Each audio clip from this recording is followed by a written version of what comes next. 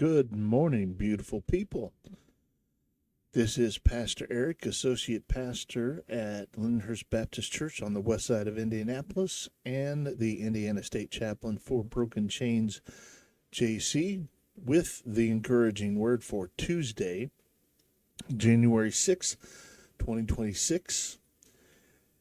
And continuing in our series Day by Day with the Church Fathers devotion, today's devotional was written by John Chrysostom, and it is entitled Tested by Fire. And so today's scripture verse comes from Zechariah 13, verse 9.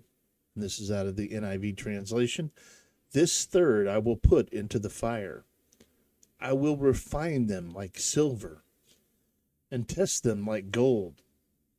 They will call on my name, and I will answer them. I will say, they are my people, and they will say, the Lord is our God. Pardon me. So John writes, refiners throw pieces of gold into the furnace to be tested and purified by the fire. In the same way, God allows human souls to be tested by troubles until they become pure, transparent, and have profited greatly from the process. Therefore, this is the greatest advantage we have. So then, we shouldn't be disturbed or discouraged when trials happen to us. For if refiners know how long to leave a piece of gold in the furnace and when to draw it out, if they don't allow it to remain in the fire until it is burned up and destroyed, how much better does God understand this process? When he sees that we have become purer, he frees us from our trials so that we won't be crushed and defeated by them. Therefore, we shouldn't retreat or lose heart when unexpected things happen to us. Instead, we should submit to the one who knows best and who will test our hearts by fire as long as he likes. He does this for a reason and for the good of those who are tried. This devotion reminds me very powerfully of some of the intense struggles that I see some of my friends going through right now. I think about Jeff Stoltz, who is one of the founders of Broken Chains JC and is our really national president, international president, as many like to call him, the boss man, and his struggles with cancer, and all of which is he shared so much on his own personal page. So if you're not aware, I would encourage you to go to Facebook and friend him. It's been tough for a man who such a vibrant, charismatic personality who made a living traveling, speaking, to not be able to do that and for the foreseeable future. And the struggles that he's going through. And he's being very honest and transparent about, in the midst of these devastating circumstances, yes, there is discouragement. Yes, there's trepidation. There's all those things because we're human beings. And yet to see him submit himself to the Lord and say, he's going through it.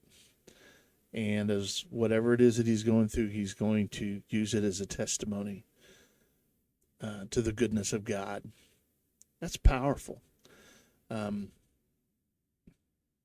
know in my own life, I've certainly never endured the kinds of struggles that I see Jeff and many others go through right now.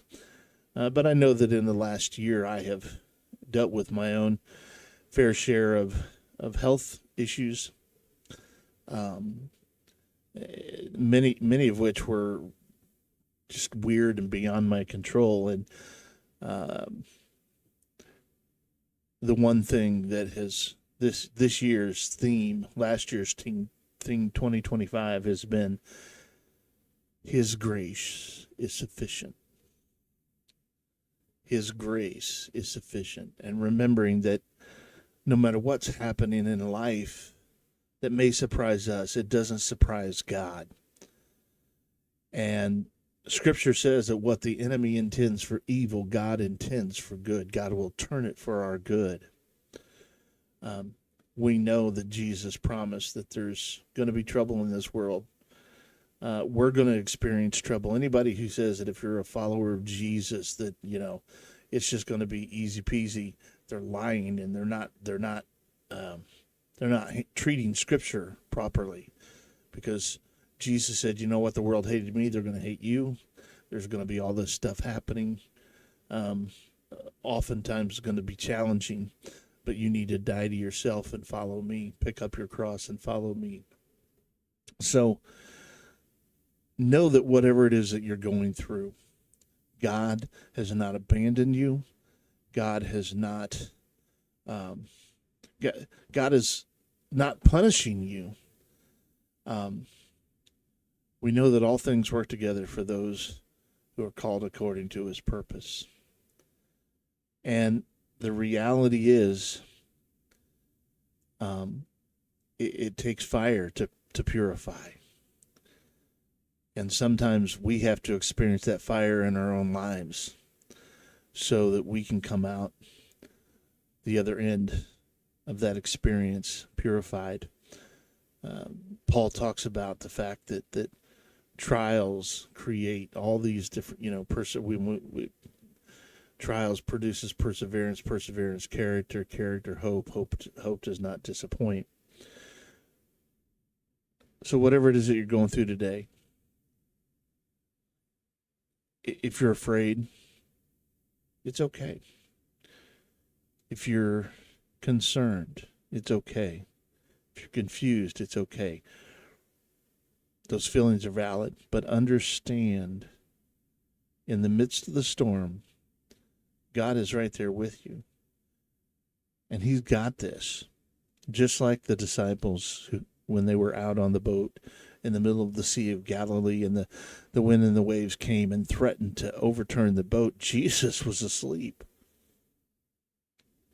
And they woke Him up and said, Master, we're gonna drown, we're gonna die. He just looked at them and said, Ye of little faith. And then He said, Peace, be still, to the winds and the waves. God has got this storm in your life.